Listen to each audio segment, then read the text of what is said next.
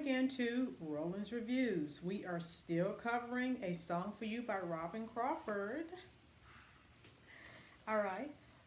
With Robyn talking about the release of Whitney's very first album, her debut album, 1985, and obviously You Give Good Love was on there, and Saving All My Love for You. And she talks about how fast everything was going so far as Whitney's career is concerned. She talks about they worked with Kashif on some of his tracks for his album, and Whitney became upset and enraged because they realized that he was taking advantage of her, and so Whitney, she thought about it more and more, and then she had Robyn to call him, and then she eventually spoke with him too. Take all of the tracks with everything I did, I don't want it on your album. He said, okay, I'll take it off. He took some of it off, but again, Whitney is known as who? One Take Whitney. So according to Robyn, she slayed it. So of course he wasn't going to take Whitney off of the album, okay? And then if I don't know if you know this or not, if you look at the video, You Give Good Love, Robyn is actually in that video. And she explains how that happened. The people, she said that I think Arista screwed up, and so they only had one girl there. So she said Whitney, looked at her with that look, and so she was like, okay. So if you go back, and I did not know this until I read this book, I never paid any attention. Go and look at that video. That is Robyn singing backup in the video. Check it out. Okay. Here she also talks about how if you look at those first pictures of Whitney, when she first became famous, if you look at her hair, she has like that Vanessa Williams type, it's like a lion's mane. So Whitney was kind of hurt. They did not like her hair. It was too ethnic. All right. To me, there was nothing wrong with it, but okay, this was the 80s, folks. So she tells about that and how, she said Whitney cried all the way home one time when they were leaving, when she was getting her hair done. And that's how she started with the wigs and the weaves. That was, at the suggestion, well, she really didn't have a choice.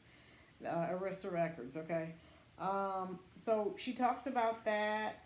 She talks about also Whitney, she and Whitney upgraded. They moved to a much nicer apartment. Whitney still had the cat Misty Blue that they got from Robyn's brother Marty. She had also added an additional cat, Marilyn. So they were getting ready to tour. They were getting ready to go to Europe, to England, London. And they needed someone to, sort of look after things while they were gone. So that's where Sylvia comes in, okay? Whitney's assistant, And so she was excellent. She was wonderful. She really took care of Whitney as well, folks, okay?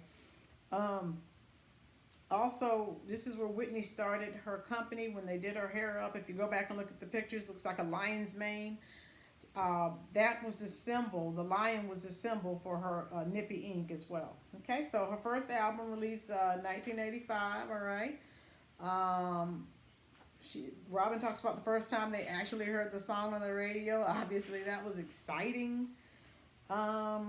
She also talks about when they got to London. So this is where all the rumors started. The reporters started asking questions about her personal life. And so, of course, Whitney would just sort of brush them off. She would say, make a smart statement or whatever. So that's where it started, and we know it dogged her entire life, okay? So she talks about that and said at that time they were both sniffing a little cocaine, not a lot, but they were indulging. She talks about that. Also, she talks about, how, whenever they were out, okay?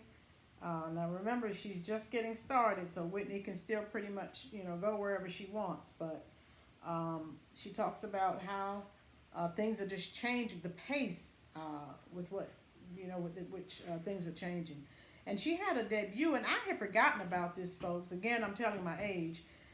Whitney was scheduled to make her debut at Carnegie Hall October 28, 1985. Al Sharpton had a group of people protesting, calling her Whitey Houston, and he wanted to protest her, saying that she wasn't black enough. This really hurt Whitney, folks.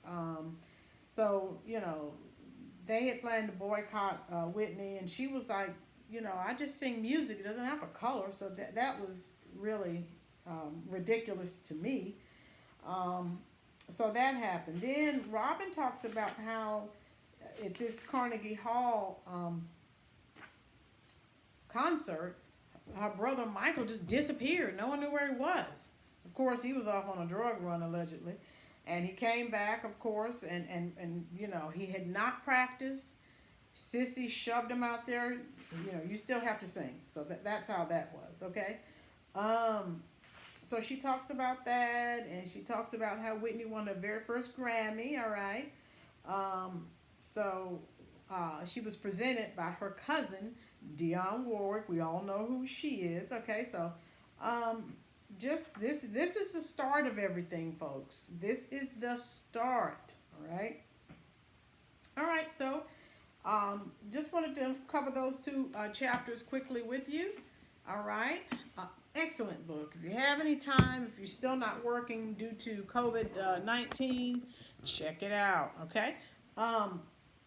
If you enjoyed this content, please like, share, and subscribe, okay?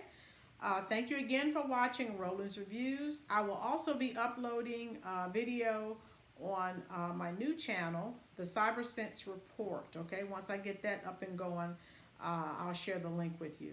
Thank you again for watching Roland's Reviews.